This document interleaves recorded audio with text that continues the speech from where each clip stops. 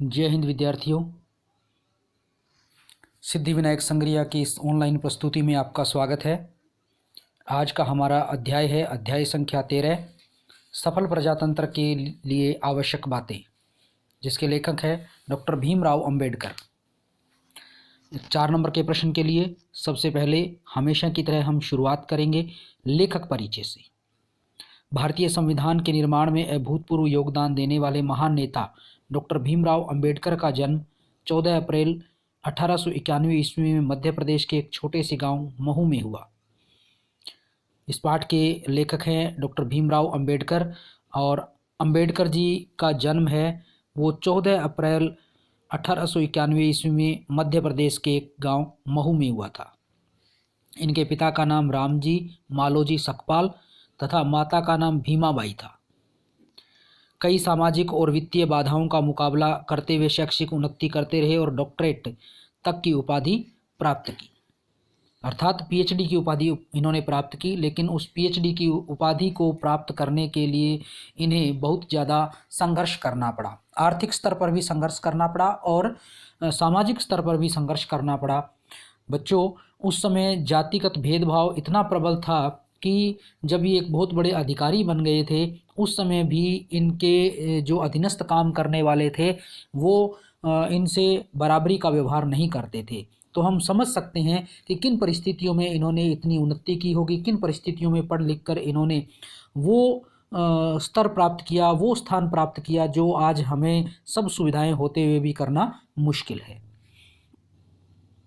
उन्होंने जातिगत भेदभाव का डटकर विरोध किया और समतामूलक समाज एवं प्रजातांत्रिक मूल्यों की स्थापना में विशेष योगदान दिया। समतामूलक समाज अर्थात समाज में सब समान हो, सबकी समानताएं, क्योंकि प्रत्येक व्यक्ति में समता या समानताएं एक जैसी योग्यता नहीं होती, तो उनको बराबर अवसर दिया जाना चाहिए। और दूसरा प्रजातांत्रिक मूल्य। प्रजातांत्रिक मूल्यों से विद्यार्थियों यहाँ तात्पर्य है कि सभी के कल्याण की भावना उसमें निहित होनी चाहिए। प्रजातंत्र में या लोकतंत्र में या डेमोक्रेसी में होता ये है कि बहुमत की सरकार होती है और वो सरकार सभी के हितों का ध्यान रखती है। तो ऐसे मूल्य, ऐसी स्थापनाएं, ऐसे विचार या ऐसी परंपराएं, रीति रिवाज हमारे यहाँ लागू हो कि जिसमें सबका कल्याण निहित हो। स्वतंत्र भारत के प्रथम कानून मंत्री रहे तथा संविधान के प्रारूप को संसद में स्वीकृत करवाया। भारत जब स्वतंत्र हुआ था तब संविधान का लेखन किया गया था और संविधान के लेखन में इनका बहुत बड़ा हाथ था। और दूसरा, जब भारत स्वतंत्र हुआ तो ये भारत के पहले कानून मंत्री बनाए गए थे।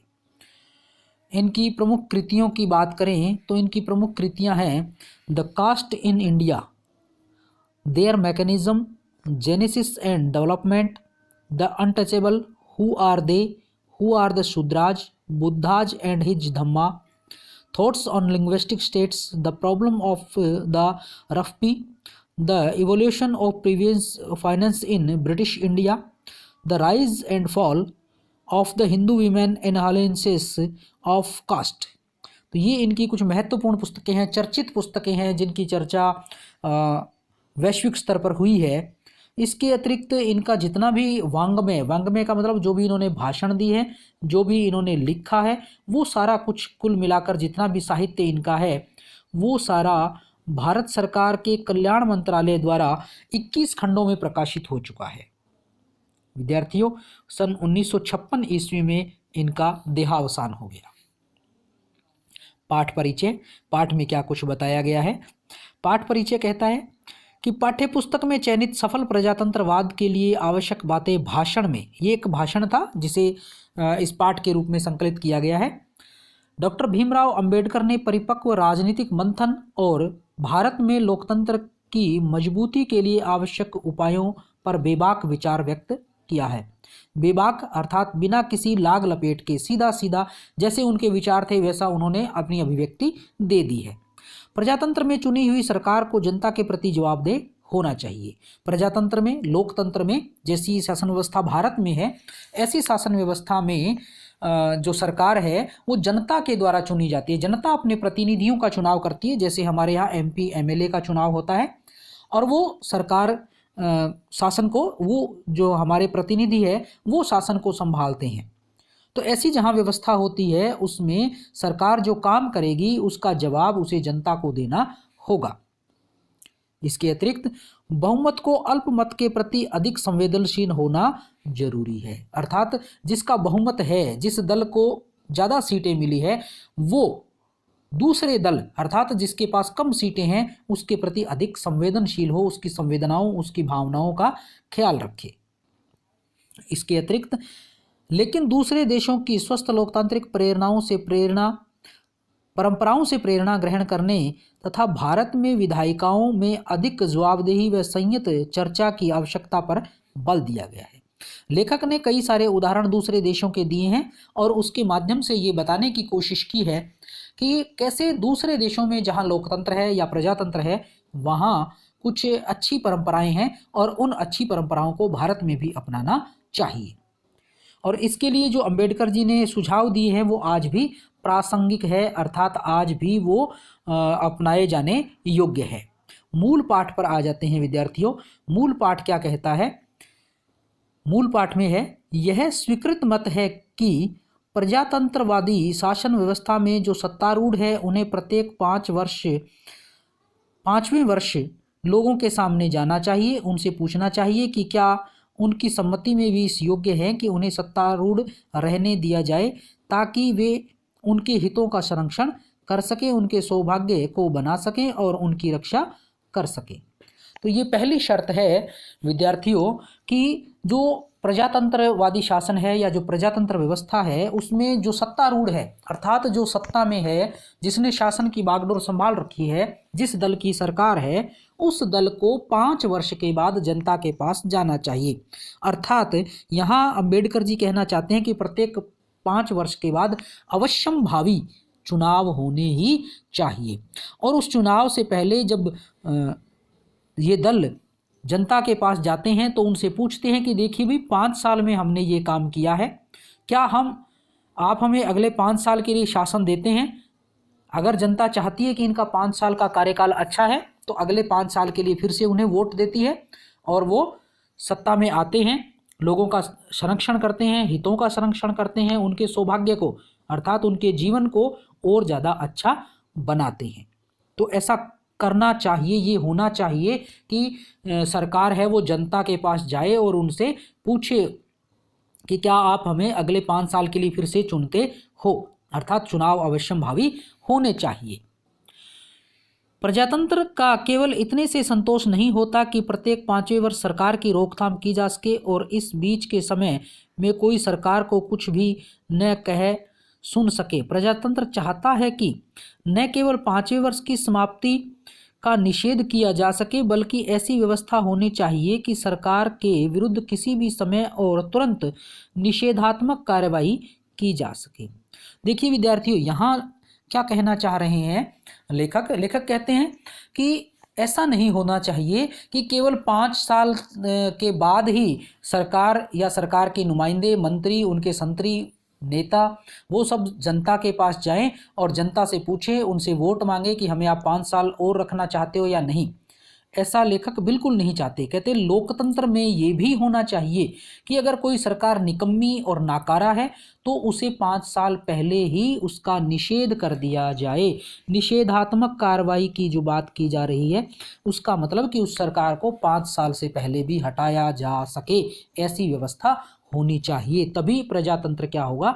सफल होगा, अन्यथा प्रजातंत्र असफल हो जाएगा। यदि अब आपको मेरे कहने का आशय स्पष्ट हो तो प्रजातंत्र का मतलब है कि किसी भी आदमी को सदैव शासन करते रहने का अधिकार नहीं है।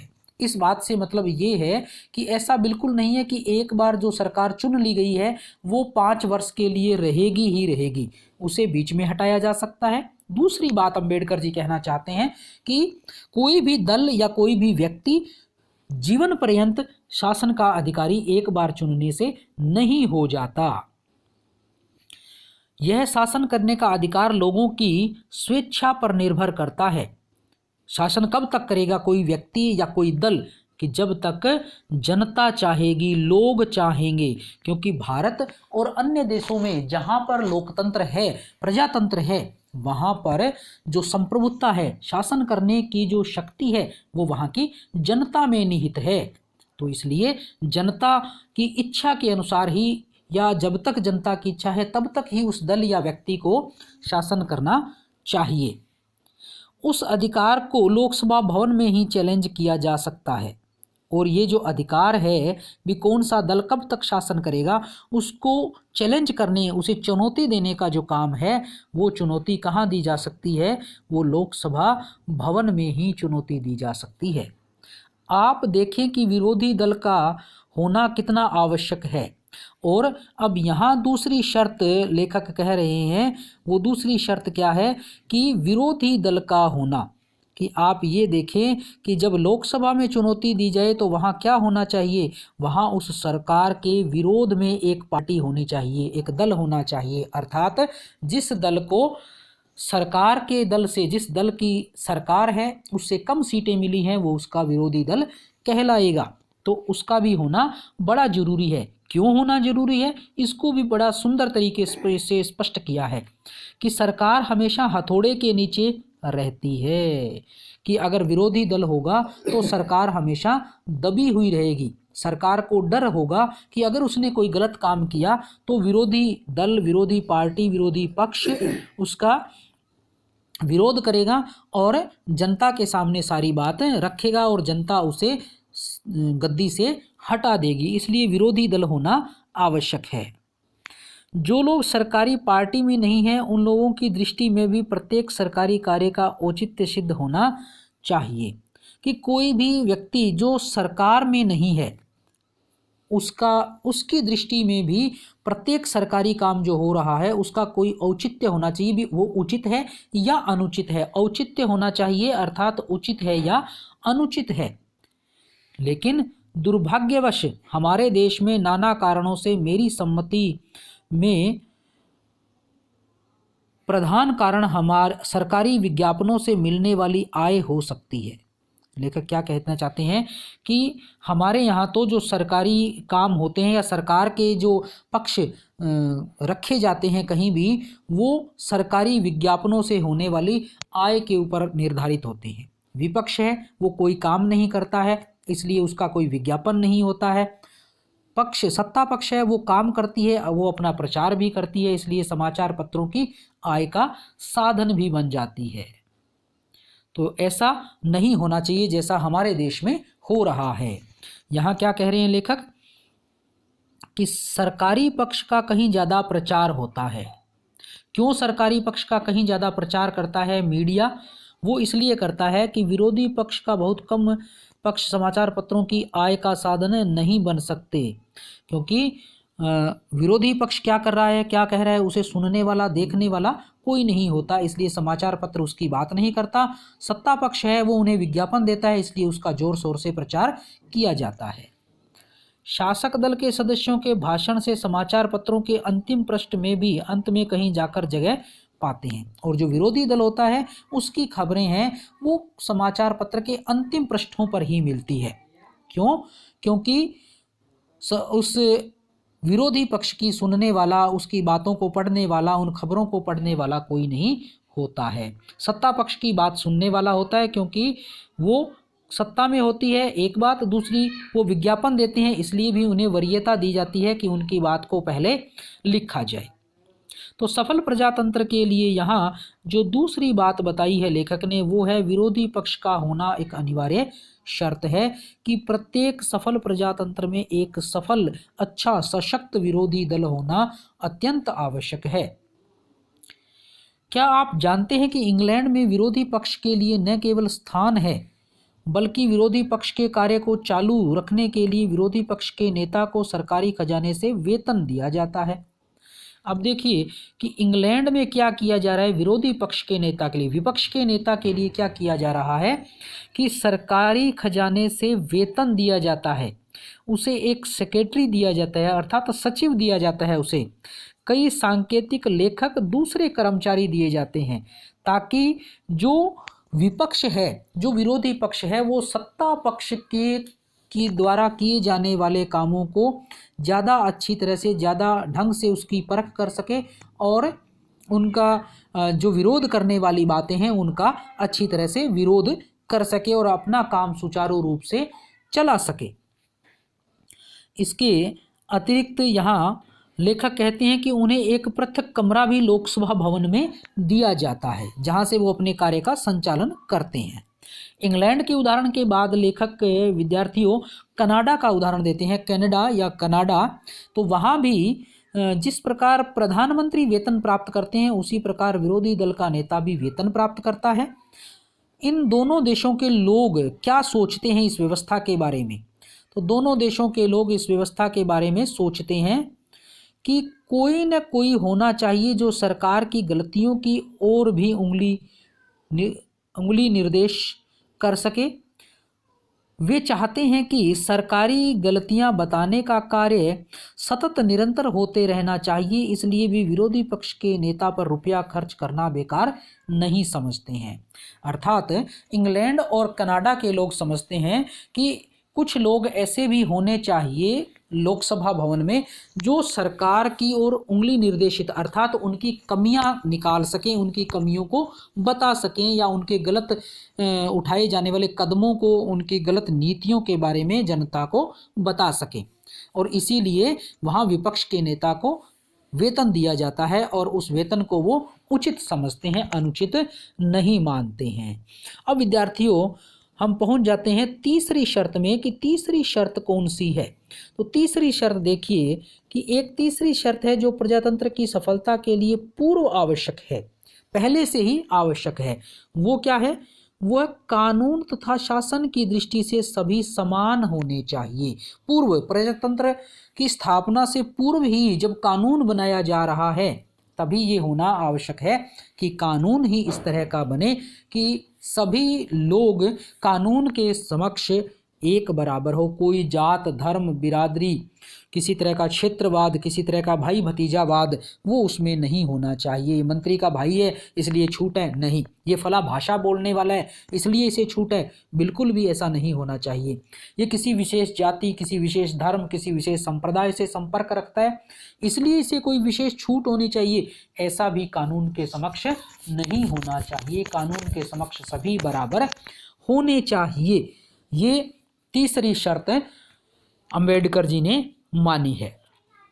यदि ऐसे छुटपुट अवसर गिनाए जा सकते हैं जहां कानून की समान दृष्टि नहीं रहती तो भी मैं नहीं समझता कि इस समय मुझे कानून की दृष्टि में समानता के बारे में कुछ अधिक कहना चाहिए। लेखक कहता है कुछ एक छुटपुट बातें ऐसी हो सकती हैं जहां कानून के समक्ष सभी बराबर न रहे हों, कुछ ऐसी एकाध घटनाएं हो सकती है, लेकिन लेखक कहते हैं कि मैं इसके बारे में ज़्यादा कुछ भी और नहीं बोलना चाहता क्योंकि इसकी आवश्यकता नहीं है। लेकिन शासन की दृष्टि में समानता की बात महत्वपूर्ण है कि बहुत ज़्यादा विस्तार से इसमें बात करने की आवश्यकता नहीं है, बहुत ज़्यादा ऐसे उदाहरण देने की आवश्यकता नहीं है कि कानून के समक्ष सभी बराबर नहीं थे, वहाँ ऐसी घटना घटी, वहाँ फला जगह ऐसी घटना घटी। लेकिन सबसे महत्वपूर्ण बात जो है वो लेखक कहता है कि चाहे कुछ भी हो, इक्का दुक्का घटनाएं हो सकती है, लेकिन फिर भी महत्वपूर्ण बात है वो तो यही है कि कानून की दृष्टि में सभी बराबर होने चाहिए। आप में से बहुत से लोगों के लिए यह संभव है कि या तो ऐसी घटनाएं याद कर सकें या ऐसी घटनाओं की कल्पना कर सकें, जबकि शासनारूढ़ पार्टी अपनी पार्टी के सदस्यों के हित में ही शासन करती हुई प्रतीत हो। अब अंबेडकर जी ने हमें पाठकों को या जो भाषण उन्होंने दिया था तो जो सुनने वाले थे, श्रोता थे उनको कह दिया कि हो सकता है आप लोग ऐसी बातों को याद करें या आप लोग ऐसी बहुत सी घटनाएं मुझे गिनवा दें कि जब जो सत्तारूढ़ पार्टी है उसने अपने लोगों के लिए ही शासन किया हो, अर्थात अपने लोगों के लिए कोई विशेष काम किया हो, उन्हें कोई विशेष छूट दे दी हो, ऐसा हो सकता है। कुछ भी हो, मैं इस प्रकार की कितनी ही घटनाएं याद कर सकता हूं। आप कल्पना करें कि एक कानून है जो कहता है कि कोई भी आदमी बिना लाइसेंस के किसी विशेष वस्तु का व्यापार नहीं कर सकता। कि एक काल्पनिक बात यहाँ लेखक ने कही है कि मान लीजिए ऐसा हो कि कोई विशेष वस्तु है और बिना इजाज़त के, बिना परमिशन, बिना आज्ञा के उसका व्यापार नहीं किया जा सकता। और आज्ञा कैसी होनी चाहिए? लिखित में, अर्थात लाइसेंस होना चाहिए। तो कोई भी नहीं कर सकता, क्योंकि कानून सबके लिए बराबर है, तो एक समान है, इसलिए कोई भी नहीं कर पाएगा। उस कानून विशेष में कहीं कुछ भी पक्षपात नहीं है। लेकिन हम एक कदम आगे जाएं और देखें कि जब कोई आदमी किसी अफसर या मंत्री के पास किसी वस्तु विशेष का व्यापार करने के लिए लाइसेंस मांगता है, मैं नहीं जानता, लेकिन लगता है कि एकदम संभव है कि मिनिस्टर सबसे पहले उसकी टोपी की ओर देखे कि वह किस रंग की टोपी पहने हुए है। यदि वह ऐसी टोपी पहने हुए हैं जो उसे अच्छी लगती है, तो उसे निश्चय हो जाता है कि वह उसकी पार्टी का आदमी है। अब एक दूसरा आदमी जाता है जो दूसरी तरह की पोशाक पहने हुए या दूसरी पार्टी का है, वह मिनिस्टर पहले आदमी को लाइसेंस दे देता है, दूसरे को इनकार कर देता है। देखिए, एक छोटी सी काल्पनिक घटना की बात लेखक ने की है। तो लेखक क्या कहते हैं कि एक मंत्री के पास एक व्यक्ति गया जो कोई विशेष वस्तु जिस पर प्रतिबंध लगा है, जिसका व्यापार बिना आज्ञा के, बिना लाइसेंस के नहीं किया जा सकता, उसका लाइसेंस लेने के लिए। तो मंत्री ने उसे देखा कि उसकी टोपी कैसी है। विद्यार्थियों, यहाँ टोपी से किसी जात धर्म बिरादरी का आशय नहीं है। टोपी से मतलब है कि उसकी पहचान, वो किस पार्टी से संबंध रखता है। अगर वो उस मंत्री की पार्टी से संबंध रखता है तब तो उसे लाइसेंस दे दिया जाता है। दूसरा व्यक्ति जिसका पहनावा, जिसका रंग ढंग ऐसा नहीं है कि वो मंत्री को लगे कि उसकी पार्टी का है, अर्थात मंत्री की पार्टी का नहीं है, तो उसे लाइसेंस नहीं दिया जाता। तो ये कानून के सामने दोनों बराबर नहीं हुए। इस घटना में लेखक कहता है कि ऐसी घटनाएं हो सकती हैं, लेकिन होनी नहीं चाहिए। ये सफल प्रजातंत्र के लिए आवश्यक है कि कानून के समक्ष सभी बराबर हो। इसके अतिरिक्त शासन की दृष्टि में दोनों आदमी लाइसेंस लेने के समान रूप से अधिकारी हैं। ये बात भी लेखक की सही है कि दोनों ही व्यक्ति कानून के समक्ष बराबर हकदार थे। जितना योग्य पहला आदमी था जो उस मंत्री की पार्टी का था, उसमें जितनी योग्यता थी वैसी ही योग्यता उस दूसरे व्यक्ति में भी थी। लेकिन मंत्री ने अपनी पार्टी के व्यक्ति को हाँ कह दिया, दूसरे व्यक्ति को मना कर दिया। तो ये जो चीज़ है, ये इस तरह की जो घटनाएं हैं, ये अच्छी नहीं है प्रजातंत्र के लिए। किसी सुविधा विशेष का दिया लिया जाना एक छोटी सी बात है और इसका प्रभाव संभवतः थोड़े से लोगों पर ही पड़ता है। अब हम एक कदम और आगे बढ़ें और देखें कि जब ऐसा भेदभाव शासन में प्रविष्ट हो जाता है, तो ये तो विद्यार्थियों लेखक ये कह रहे हैं कि कोई एक सुविधा या कोई एक चीज़ देने और लेने की बात की जाए, किसी से ले ली जाए और किसी दूसरे को दे दी जाए, तो वो तो एक थोड़े से समूह के ऊपर उसका प्रभाव पड़ता है। लेकिन जब ऐसा भेदभाव पूरे शासन में प्रविष्ट हो जाए, तब क्या होगा? मान लीजिए किसी पार्टी के सदस्य ने कोई अपराध किया। अब यहाँ देखिए, ये एक विशेष बात है जो बहुत बड़ा भ्रष्टाचार फैलाने वाली, वर्तमान में हमारी देश की राजनीति में इस तरह की कमियां हैं, वो बहुत ज़्यादा मात्रा में आ चुकी है।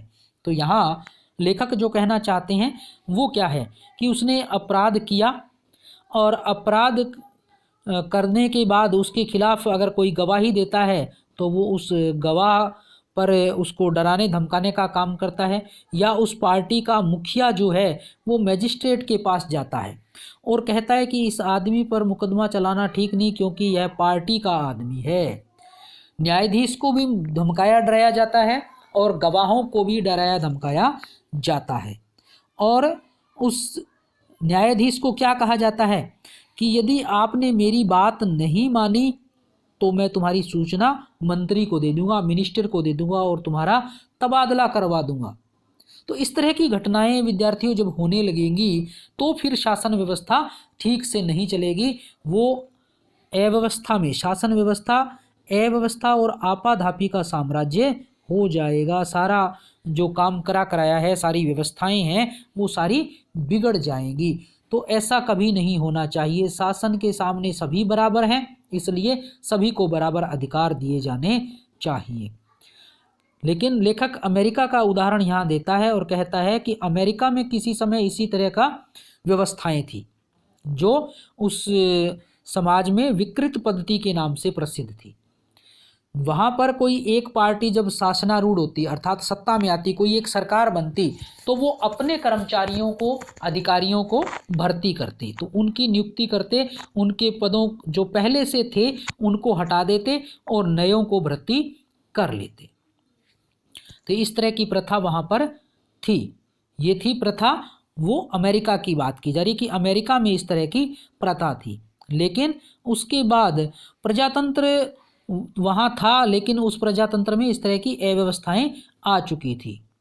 अब उन्होंने इस विकृत पद्धति को बदल दिया। अमेरिका ने क्या किया, इस पर ध्यान दिया और ऐसी शासन व्यवस्था को बदल दिया। शासन व्यवस्था शुद्ध बनी रहे, न्याय संगत रहे और राजनीति से दूर रहे, इसलिए इंग्लैंड के लोगों ने राजनीतिक कार्यालय और सिविल कार्यालय में भेद कर दिया। इंग्लैंड में भी कुछ ऐसी व्यवस्थाएं थी, तो उन्होंने उन व्यवस्थाओं को बदल दिया। राजनीतिक कार्यालय, राजनीति से जुड़े हुए लोगों के कामकाज के लिए अलग व्यवस्था कर दी गई, और जो व्यापक जनहित से, आम लोगों से जुड़े हुए सिविल कार्यालय का तात्पर्य आम लोगों से जुड़े हुए जो कार्यालय थे उनको अलग कर दिया।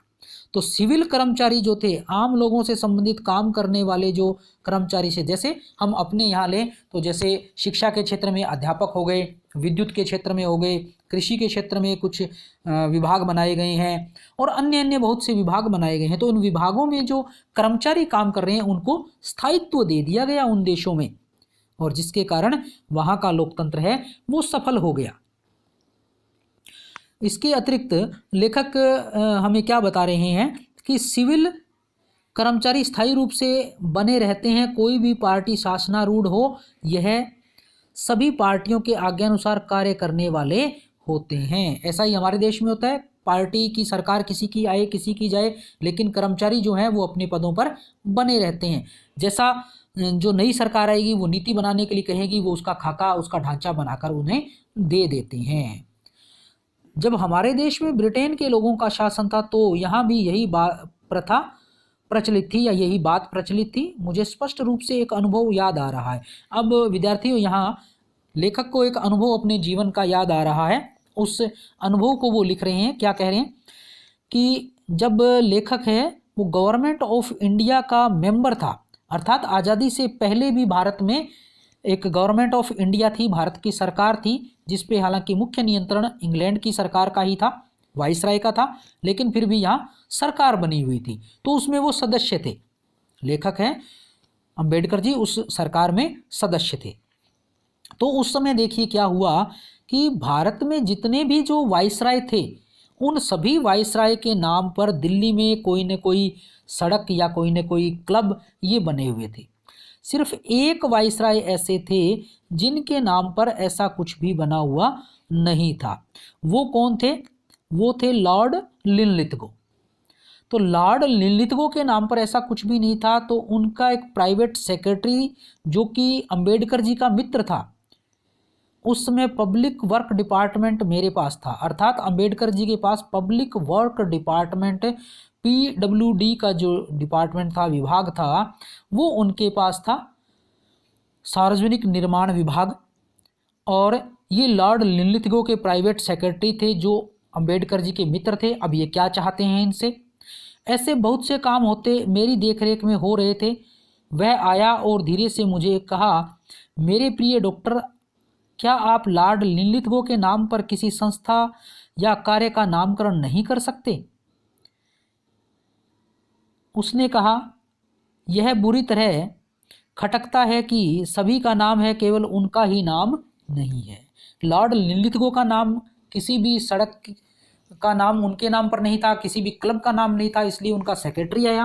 अंबेडकर जी के पास विभाग था, सार्वजनिक निर्माण विभाग, उनसे कहा कि आप ऐसा कुछ करिए जिससे उनका नाम आ जाए। तो इस पर लेखक ने क्या कहा? देखिए, लेखक ने कहा, मैं विचार करूँगा। पूरी तरह से हाँ नहीं की, विचार करने के लिए कहा। अब उस समय जमुना पर एक बांध बनाया जा रहा था ताकि दिल्ली के लोगों को गर्मी के मौसम में पानी पर्याप्त मात्रा में मिल सके। अब अंबेडकर जी ने अपने सेक्रेटरी से पूछा, उनके सेक्रेटरी का नाम था HC प्रायर। HC प्रायर एक यूरोपियन व्यक्ति था और उस यूरोपियन व्यक्ति से अपने यूरोपियन सेक्रेटरी से पूछा कि क्या हम ऐसा कुछ कर सकते हैं कि वाइसराय के सेक्रेटरी ने मुझे कुछ बात कही है, तो इस संबंध में कुछ कर सकते हैं क्या? तो अब देखिए उसने क्या जवाब दिया। उसका जवाब था, महोदय हमें ऐसा कुछ भी नहीं करना चाहिए। अर्थात वाइसराय था वो एक राजनीतिक पद था, वो राजनीति के अनुसार था, कोई अधिकारी नहीं था। इसलिए उन्होंने, लेखक के सेक्रेटरी ने इसके लिए मना कर दिया कि हमें ऐसा कुछ भी नहीं करना चाहिए। तो स्पष्टतया मना कर दिया गया है उनके बारे में कुछ भी करने के लिए। इसके बाद आगे, मिनिस्टर की इच्छा के प्रतिकूल किसी अफसर का कुछ कहना आज मुझे एकदम असंभव लगता है, लेकिन उन दिनों यह संभव था क्योंकि ब्रिटेन की तरह हमने भी बुद्धिमत्तापूर्ण फैसला कर रखा था। कि लेखक ये कह रहे हैं कि आज के समय मंत्री जो भी अपने अधिकारी से कहेगा उसे वो बात माननी ही पड़ेगी, लेकिन जिस समय की घटना का जिक्र लेखक ने किया है, तो अंबेडकर जी मंत्री थे और जो इनके मिस्टर प्रायर थे ये इनके सेक्रेटरी थे, और सेक्रेटरी को अपने मंत्री की बात माननी ही होती है। आज के समय में बच्चों, आज मंत्री जो कह देता है वो सेक्रेटरी को करना ही पड़ता है, लेकिन उस समय इनके सेक्रेटरी ने मना कर दिया कि हमें ऐसा कुछ भी नहीं करना चाहिए। तो लेखक कह रहे हैं कि आज के समय में ये संभव नहीं है, लेकिन उस समय ये संभव था क्योंकि हमने ये एक बहुत ही बुद्धिमत्तापूर्ण फैसला किया था कि हमें सिविल प्रशासन को और पॉलिटिकल प्रशासन जो था उन दोनों को अलग अलग ही रखना चाहिए, हमें उस एक दूसरे के काम में हस्तक्षेप नहीं करना चाहिए। यह बात महत्वपूर्ण है। मुझे लगता है कि अब हम उस परंपरा से दूर हटते जा रहे हैं। भारत के आज़ाद होने के बाद की बात यहाँ लेखक ने की है कि अब हम उन पुरानी परंपराओं से अलग होते लग रहे हैं। हम इस मर्यादा का एकदम परित्याग कर दें कि हमें इस बात का कहीं ऐसा ना हो कि हम इस तरह से इस मर्यादा का पूरी तरह से ही त्याग कर दें और सारी बातें मंत्रियों को ही मानने लग जाएं। तो विद्यार्थियों, ये थी इनकी 3 शर्तें। कुछ और शर्तें भी आगे इस पाठ में आएगी, लेकिन अभी हम यहीं तक, इस भाग में यहीं तक चर्चा करेंगे। इसके आगे चौथी और अन्य शर्तों की चर्चा हम दूसरे भाग में करेंगे। तो 3 शर्तें थी। 3 शर्तें कौन कौन सी थी? एक तो प्रत्येक 5 साल बाद चुनाव होने चाहिए, और यदि सरकार निकम्मी और नाकारा है तो उसे 5 साल से पहले भी हटाया जा सके। दूसरा, एक अच्छा और सशक्त विरोधी दल होना चाहिए। और तीसरा कि जो है आपका व्यवस्थाएं इस तरह की होनी चाहिए, कानून के समक्ष सभी लोग बराबर हों। ये 3 चीज़ें हैं वो अवश्यंभावी होनी चाहिए सफल लोकतंत्र के लिए या प्रजातंत्र की सफलता के लिए। अब चौथी शर्त और उससे आगे की शर्तें क्या कुछ बताई हैं अंबेडकर जी ने, वो हम इसके दूसरे भाग में पढ़ेंगे। तो मिलते हैं इसके दूसरे भाग में अगली डॉक्यूमेंट्री में। तब तक के लिए धन्यवाद।